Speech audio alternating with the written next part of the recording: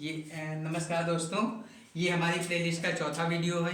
पुराने 3 वीडियो अगर आपने नहीं देखा तो जाके पहले देखिए, चैप्टर 1 को समझने का प्रयास करिए। ये एक न्यूमेरिकल सीरीज है। इसको इसलिए हम कर रहे हैं कि न्यूमेरिकल से हमें बहुत प्रॉब्लम होती है। आंकिक प्रश्न जब परीक्षा में आ जाते हैं तो हम देख कर ही दूर भाग जाते हैं। और हम ये पूरा आपको वादा करते हैं कि इस पूरी सीरीज में आपको हर चैप्टर के इंपॉर्टेंट क्वेश्चन जो यूपी बोर्ड कक्षा 12 में पूछे जाते हैं भौतिक विज्ञान में, मैं कराने का प्रयास करूँगा। आइए हम लोग क्वेश्चन को सॉल्व करते हैं समय को बचाते हुए। किसी वैद्युत द्विध्रुव से +20 माइक्रोकुलाम और -20 माइक्रोकुलाम के आवेश 1 सेंटीमीटर दूरी पर विभेदित होते हैं।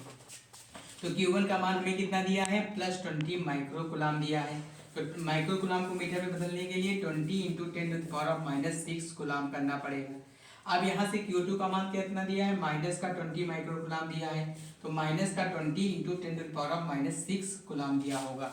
और यहाँ पर क्या दिया है? 1 सेंटीमीटर दूरी दिया है। तो 1 सेंटीमीटर दूरी का मतलब 2L का मान दिया है। और 2L का मान कितना दिया? 1 सेंटीमीटर। जब इसे मीटर में बदलेंगे तो 1 × 10⁻² मीटर हो जाएगा। तो अब हम लोग क्या निकालना है? हमें वैद्युत क्षेत्र की तीव्रता निकालनी है, ई का मान निकालना है। तो एक फार्मूला हम लोग जानते हैं और इसको डिराइव भी किए हैं हम लोग कि वैद्युत द्विध्रुव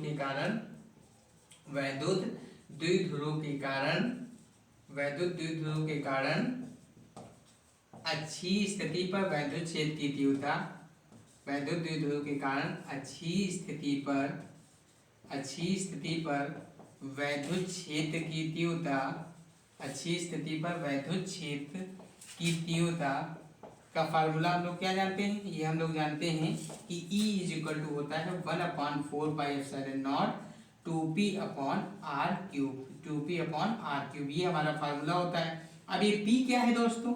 अगर मैं आपसे पूछूं कि P क्या है तो आप कहोगे सर P वैद्युत द्विध्रुव आघूर्ण है। क्या है? वैद्युत द्विध्रुव आघूर्ण है। अब सर ये बताइए कि ये वैद्युत द्विध्रुव आघूर्ण क्या होता है?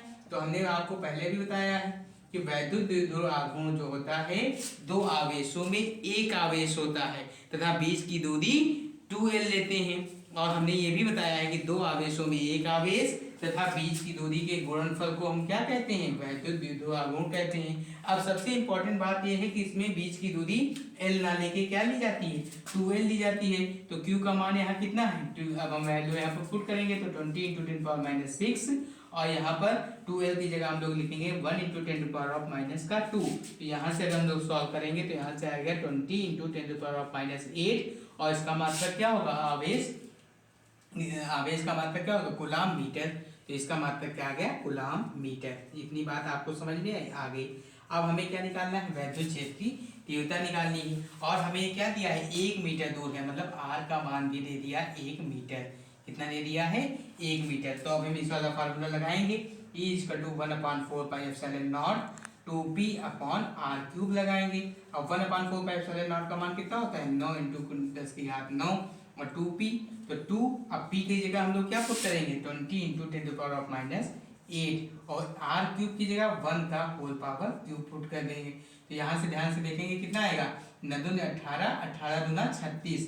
तो यहाँ से आ जाएगा 360 × 10⁻1। या यहाँ से ये आ जाएगा कि 360 × 10 बराबर यहाँ से आ जाएगा 3600। कितना आ जाएगा? 3600। और ये E है तो इसका मात्रक क्या होगा? न्यूटन प्रति कूलाम। तो E का मान कितना आ जाएगा? 3600 न्यूटन प्रति कूलाम। ठीक है, तो E आपका 3600 न्यूटन प्रति कूलाम आ जाएगा। प्यारे बच्चों, ये क्वेश्चन आप सॉल्व करिएगा। बहुत अच्छा क्वेश्चन है, यूपी बोर्ड 2024 में पूछा भी गया है। ठीक है।